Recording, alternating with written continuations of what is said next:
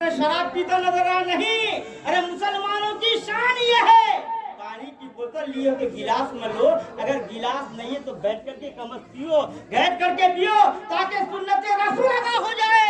ये एक छोटी छोटी सुन्नतों को आपने अहमियत न दिया, इसकी इज्जत न की, ताज़ीम न किया, कदर न किया, न जाने कहाँ तुमसे हमसे गुनाह मिलेगा, कहाँ गुनाह सरजद होगा।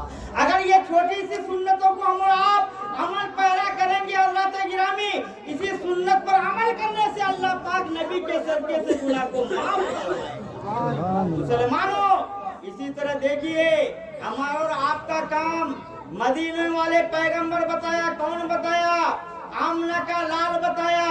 आज जो है आप तकरीर सुनते रहते हैं चुगलखोरी बुराई सारी के बारे में, लेकिन बताओ सुधार क्यों नहीं आ रहा है? कह रहे हैं कि मुसलमान, अरे जो मुसलमान है हकीकत में वो नमाज नहीं छोड़ेगा। जो ईमान वाला होगा उसके दिल में अल्लाह का खौफ पैदा होगा, मस्जिद में जाएगा, मस्जिद में जा नहीं पाएगा तो अपने घर में ये नमाज बिछा करके नमाज पढ़ेंगे। तो सबसे पहली बात ईमान के बारे में, और इस्लाम की बुनियाद 5 चीजों पर है। कलमा ला इलाहा इल्लल्लाह मुहम्मदुर रसूलुल्लाह, दूसरी नमाज, रोजा, हज, ज़कात, ये 5 अरकान पे चलोगे तो मुसलमान ईमान वाला। और हुजूर ने बताया कि मुसलमानों का सबसे पहला काम क्या है? बीवी की देखभाली, बाल बच्चों की देखभाली, घर की खिदमत, ये बाद में है। जिसके सदके से अल्लाह पाक आसमान से लेकर जमीन सारी चीजों को बनाया, वो पैगंबर इस्लाम ने बताया। चाहे छोटा हो या बड़ा हो, उम्र 11 साल की हो चुकी है, सबके बारे में बताया कि उसका पहला काम, सबसे अव्वल काम वो नमाज है। कौन बताया? पैगंबर इस्लाम ने बताया कि मुसलमानों का सबसे पहला काम नमाज, वो तब पर नमाज पढ़े, उसके बाद अपने कारोबार करे ताकि अल्लाह ताला उस कारोबार में बरकत अता फरमाए। लाख कमा लो, बरकत नहीं आने वाली है। और हुजूर आका नियामत रहमत आलम सल्लल्लाहु अलैहि वसल्लम इरशाद फरमाते हैं कि मुसलमानों का दूसरा काम, आज ये नौजवान बाप को गाली देते नजर आ रहा है, माँ को मारते नजर आ रहा है। याद रखो, मेरे आका ने फरमाया मुसलमान का दूसरा काम नमाज के बाद माँ बाप की खिदमत करना, उनकी अहमियत ताज़ीम करना, उनकी कदर करना।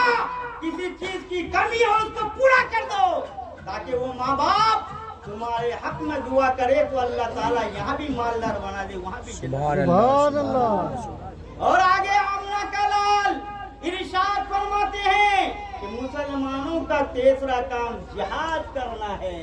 हजरात, अगर जिहाद नहीं है लेकिन उनके हुक्म पर चलेंगे तो इंशाअल्लाह यहाँ भी कामयाब, वहाँ भी कामयाब हो जाएगा। और जो बंदे मोमिन नमाज को पढ़ता है हजरत गिरामी, कभी परेशानी नहीं आएगी इंशाअल्लाह। अल्लाह रब्बुल इज्जत नमाज के जरिए से मदद फरमाएगा। एक मुत्तकी परहेजगार का बनी इस्राइल के जमाने की बात है।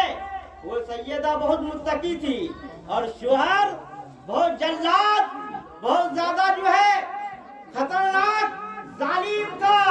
अपनी बीवी से कह रहा है, बीवी नमाज मत पढ़ो हजरत, लेकिन बीवी जो है कह रही, शोहर सारी खिदमत करने के बाद इजाजत लेकर के फिर मैं अल्लाह वधौला शरीफ की बारगाह में सजदा रेज़ होती हूँ। लेकिन शोहर बहुत जल्लाद था, बीवी को मार रहा है, पीट रहा है और चालाक भी था।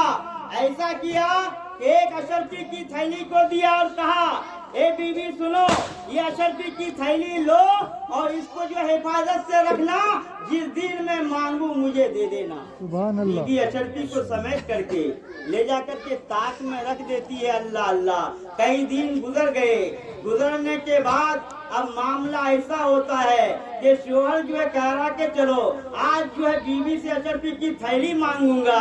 چلا گیا بازار. جانے کے بعد ایک مچھلی خریدا. مچھلی خریدنے کے بعد جو ہے گھر آیا. گھر آنے کے بعد بیوی سے کہا بیوی اس مچھلی کو اچھی سے جو صاف ستھرا کرو اور اس کو پکاؤ, ہم نہا کر کے آتے ہیں اور کھانا کھائیں گے. حضرات گرامی غور کرنے کا مقام ہے. جو ہی مچھلی نے جو ہی بیوی نے مچھلی کی پیٹ کو شک کی یعنی پھاڑی پھاڑنے کے بعد دیکھتی کیا ہے کہ مچھلی کی پیٹ سے اشرفی نکل رہی ہے. شوہر جو ہے نہا کر کے آیا. آنے کے بعد جو ہے کہہ رہا بی بی اشرفی لا کر کے دو. ساری اشرفی کو جمع کی. کرنے کے بعد جو ہے اس کی بیوی جو ہی تاک میں دیکھنے کے لیے گئی. دیکھتی کیا ہے اشرفی کی تھیلی غائب ہے. ساری اشرفی کو اسی تاک کے اندر لے جا کر کے رکھ دی.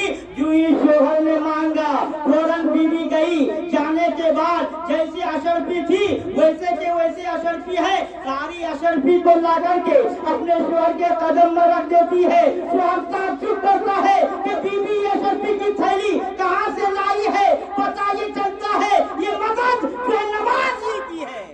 یہ مدد نماز ہی کی ہے, نیک کام کی ہے. ایسا کیا جائے کہ اب اس کو جو ہے چولہے کی آگ کے انگیرے میں ڈال دیا جائے, کیونکہ یہ جو ہے اس کو مدد مل گئی اللہ کی طرف سے. بہت جو ہے لکڑیوں کو جمع کی. جمع کرنے کے بعد لکڑیوں میں آگ لگا دی گئی اور کہہ رہا ہے بیوی تم نماز مت پڑھو ورنہ تم کو جو ہے اس لہکتی ہوئی آگ میں ڈالوں گا. بیوی کہہ رہی ہے جو سارا کام تمہارا کرنے کے لیے تیار, لیکن ہم سے نماز نہیں چھوٹے. آگے سنو, آگ تیز میں ہے, آگ جو ہے تیز میں ہے. اب بیوی کو پکڑتا ہے. پکڑنے کے بعد آگ کے انگیرے میں ڈھکیلتا ہے. ڈھکیلنا تھا وہ بیوی کہہ رہی ہے پارسا اے اللہ تبارک تعالی اس لیے کہ یہ میری آزمائش لیتا ہے. اے پروردگار عالم میرا شوہر میرا امتحان لیتا ہے. نماز کا صدقہ ہے, میرے نبی کا کلمہ کا صدقہ یہ بچا لے. جو ہی دعا مانگنا تھا یہ دعا اللہ کی بارگاہ میں مقبول ہو گئی اور ساری آگ ٹھنڈی اور صحیح سلامت والی بن گئی. اب یہی رک جاؤ. جب بنی اسرائیل کے زمانے کی ایک پارسا عورت جب نماز کی مدد سے اللہ تعالیٰ آگ کو ٹھنڈی صحیح سلامت والی بنا دیا. اب غور کرو, ہم اور آپ پیارے آقا علیہ السلام کی امتی ہیں. قسم خدا کی اگر لا الہ الا اللہ محمد رسول اللہ پڑھیں گے تو اللہ تعالیٰ جہنم کی آگ کو کیوں نہیں حرام فرمائے. ابھی تو میں کہہ رہا ہوں کہ انسان گناہ کا پتلا اور جب وہ توبہ استغفار اللہ کی بارگاہ میں کر دے تو اللہ تعالیٰ نبی کے صدقے سے اس کی توبہ کو قبول فرماتا ہے اور پچھلا گناہوں کو معاف فرما دیتا ہے. انسان اگرچہ گناہگار ہے جب اللہ کی بارگاہ میں صدقے دل سے توبہ کرتا ہے اللہ تعالیٰ سارے گناہوں کو بخش دیتا ہے.